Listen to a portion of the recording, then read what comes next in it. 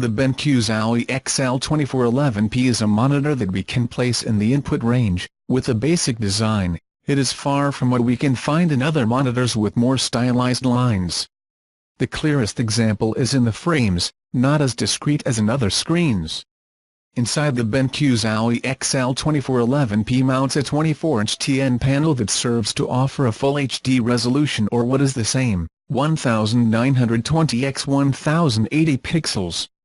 This specification is accompanied by others, such as the case of a refresh rate of 144 Hz and viewing angles of 170 and 160 degrees.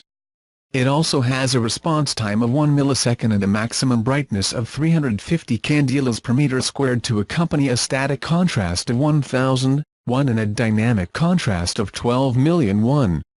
And is that the BenQ Zowie XL2411P is a gaming monitor that is designed to get the most out of games, especially first-person shooters, for which an FPS mode is added to optimize its use in games of this type.